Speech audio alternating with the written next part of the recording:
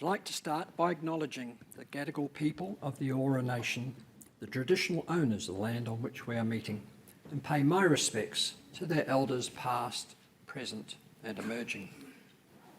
I continue to learn more about the generational impact of colonisation on our First Nations people.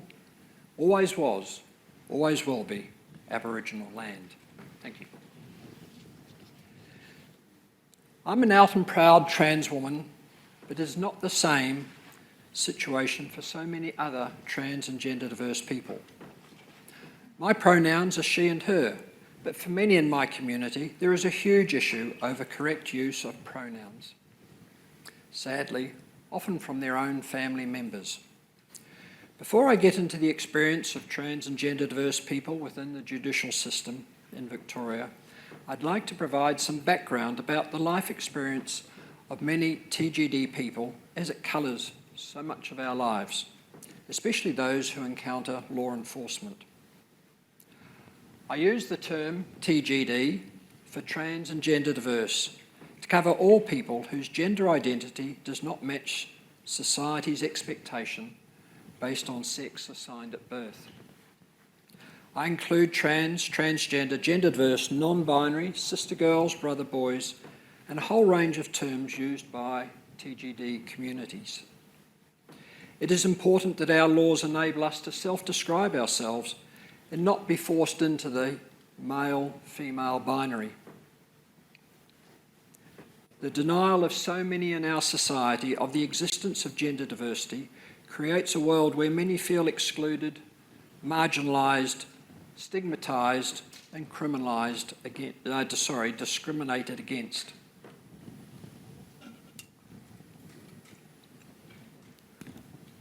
We continue to live in a binary world despite our best efforts. Our prison systems are very binary. Prisons for men, prisons for women. A TGD person is at risk from day one. One outcome is that we are denied basic human needs to belong and have societal connection.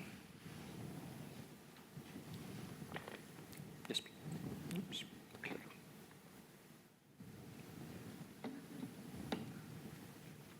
Globally, very few jurisdictions have taken any meaningful steps to change their prison systems to better accommodate TGD people. There is very limited data on the learnings where changes have been made, and it is clear there is a great deal more to be done to ensure TGD people are treated with dignity and respect in prison systems. Today I'll be sharing some findings and insights from my work on prison reform in Victoria, the journey to get to where we are now and where I hope we can get to. I've been involved with an amazing group of TGD people and allies in exploring the experience of TGD people in the Victorian criminal legal system. We published our findings in a paper titled Criminalising Gender Diversity. Details are on the screen. And I thank my fellow authors and many others who were involved in this important work. We surveyed TGD people with lived experience and lawyers who had represented TGD people in Victoria's courts. Unfortunately, there has been little previous detailed research in this area. The stigma and discrimination so many of us face makes us reluctant to out ourselves by providing our details or getting involved in surveys. I started working with Corrections Victoria about 8 years ago to better understand how we could improve the lived experience of my community in the Victorian prisons. The then current version of the Commissioner's requirements related, unbelievably, to the management of prisoners with intersex conditions or transsexualism. It was little changed since first being issued in June 2008. A journey commenced to help rewrite the Commissioner's requirements, starting with the jolly title. Once that work was underway, we also contributed to the rewrite of the Justice Health Guideline for the health care for prisoners who are trans, gender diverse or intersex, first drafted in 2010. This work involved the Victorian LGBTI Taskforce Justice Working Group and Transgender Victoria and took several years to work through. A recent update has been undertaken and both documents are expected to be reviewed on a regular basis. Transgender Victoria commenced provision of in-prison training to Corrections Victoria staff about 5 years ago and received strong support for the program once it started. As part of the research and to inform the training material development, a small group from TGV was able to visit one of our male prisons and meet with staff and TGD prisoners. There was little to no medical or mental health support for TGD prisoners, little organised support and no support groups. Life for a trans woman in a male prison is problematic, and there is very little support on release from prison either. Indeed, sadly, some found it easier in prison with a roof over their head and 3 meals a day. High staff turnover means there is a constant need for further training, and this aspect was badly impacted with the COVID-19 lockdowns. It is apparent that the treatment of TGD people in our prisons has deteriorated over the last 3 years, with further training needed in all prisons and wider adherence to the Commissioner's requirements.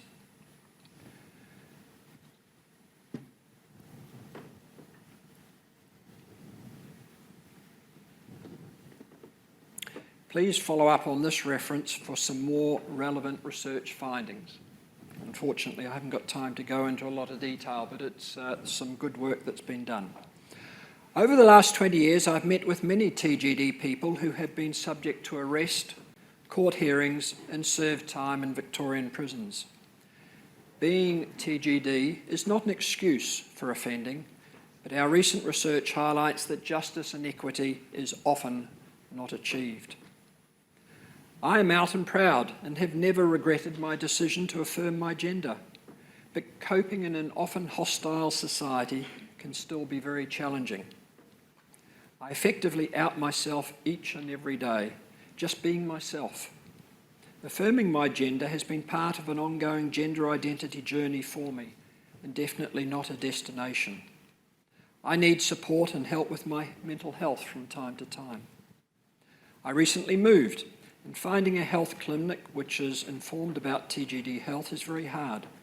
Having to change dentists, hairdressers, still raises questions on whether I'll be treated appropriately, will my pronouns be respected, will I be safe?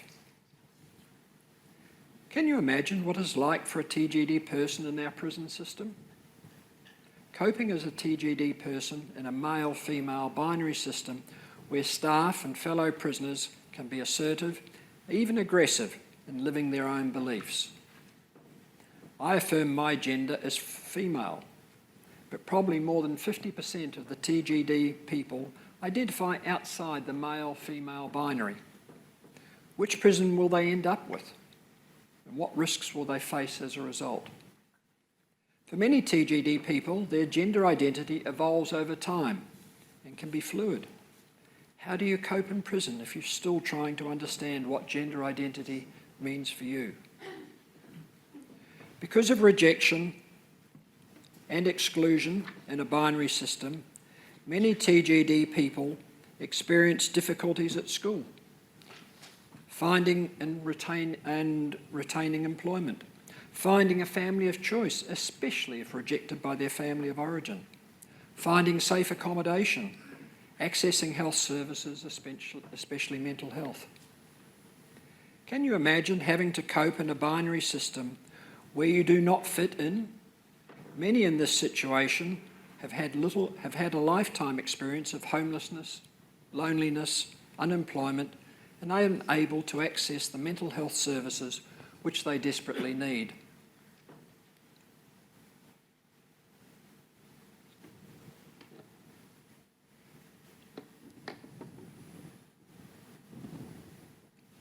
Our prisons place many in this situation into 30 days isolation, and sometimes even longer. Is it any wonder many undertake self-harm or destruction of items in their cells? Our prisons make a poor effort to recognise the needs of those who experience neurodiversity, and we know there is a strong crossover of gender diversity and neurodiversity. Our single biggest demand is for isolation and mental health torture to stop. Loss of freedom and being in prison has a huge impact without being exacerbated by long periods of isolation. It is inhumane, especially for those already with mental health issues, and should not be happening just because they are TGD rather than any other issues. Our prison health services are lamentable, and I'm delighted to have been informed that Corrections Victoria is in the process of making significant changes aimed at treating LGBTQIA+ people, especially trans and gender diverse, as a priority population, with the requirement for an integrated, personalised health plan. This, combined with externally facilitated peer support sessions for TGD people in prison, will go a long way to providing the mental health support needed for periods of time in prison. It really is, I think, the number one focus for us. How do we look after the mental health of TGD people in our prisons? Our mental health systems are not working for them at the moment.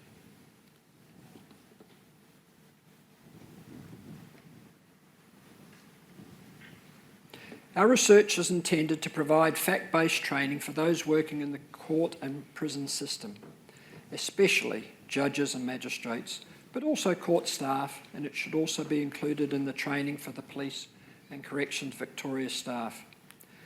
Later this year, we'll be publishing a guidebook which will enable those working in and around the courts to be better informed and what it means to be TGD, and the importance of recognising TGD people's identity as they navigate the court proceedings.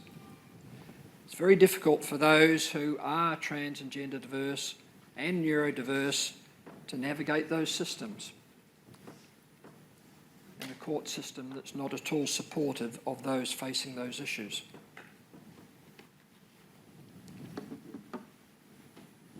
Time doesn't permit me to cover all the items that I'd like to address today.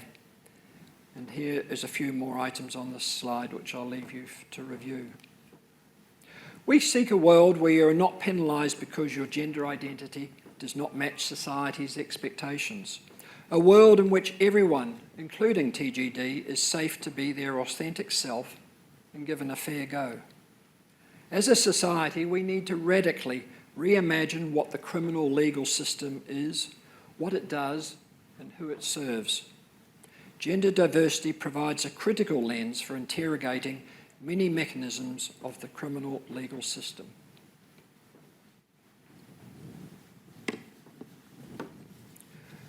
Whether you are a TGD person or an ally, please lend your weight to ensure all TGD offenders are treated appropriately, as the current system does not meet the standard required to be referred to as a justice system. In the future, we need to be able to refer to a justice system rather than the judicial or legal system. Thank you.